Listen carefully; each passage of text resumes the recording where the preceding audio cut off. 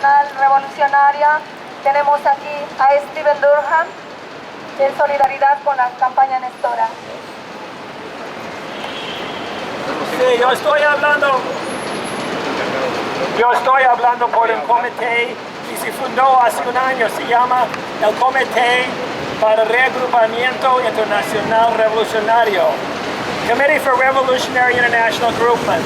The Freedom Socialist Party, of which I'm a part, is a part of a four-member organization. I'm calling attention to this because the international dynamic of this day in the fight of the struggle to free political prisoners in Nestora began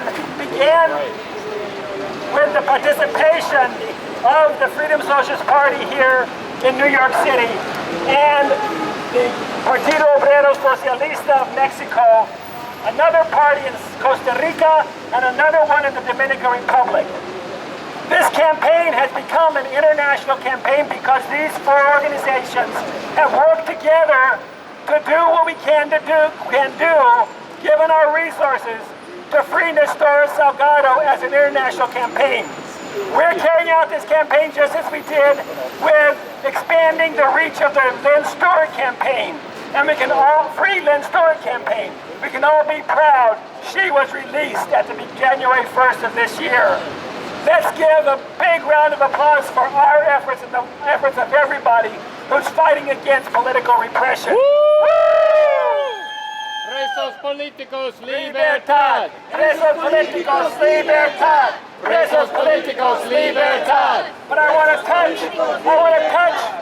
to touch on the international dynamics of this campaign. Both Nestora Salgado and Dr. Morelis lived in the United States and chose to go back to their own country with what they learned here about human rights, but also about discrimination. And they went back and they were a voice against the narcotraficantes and corrupt officials.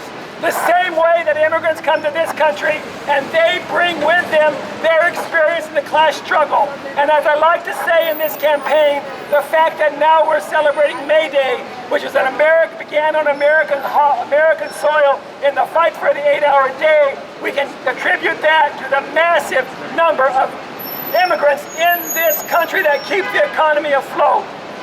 Lastly, I want to say that Nestora's case is extremely important.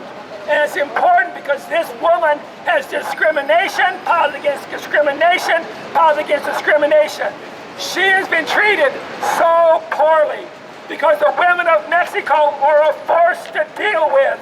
And they have to send a message to the women of Mexico that you shall not rise up.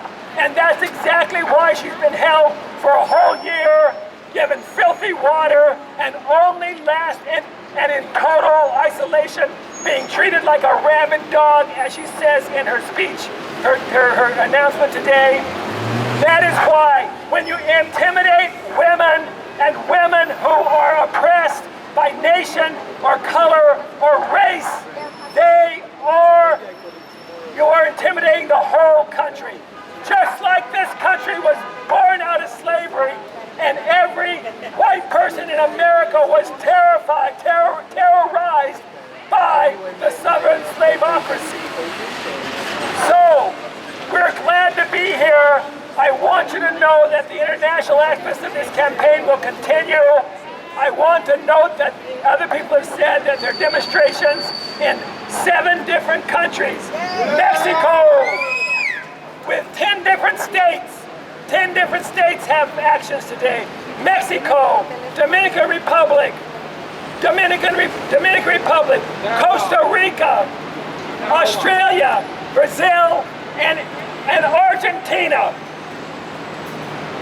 And that I also want to end by saying we're here for Nestora Salgado, and we are going to follow her words in her statement today, which says, just don't focus on me.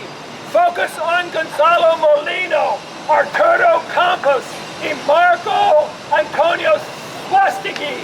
These are 3 indigenous men who are poor and whose wives are fighting to feed their families. And the Mexican government wants to hold them until they are broken and their whole communities, just like Olinala, are broken. We will not allow that. Free Nestora Salgado now! Free Nestora Salgado now! Free Nestora Salgado now! Free Nestora Salgado now! Free Nestora Salgado now! Free Nestora Salgado now! Free Nestora Salgado now! Free Nestora Salgado now! Free Nestora Salgado now! Free Nestora Salgado now!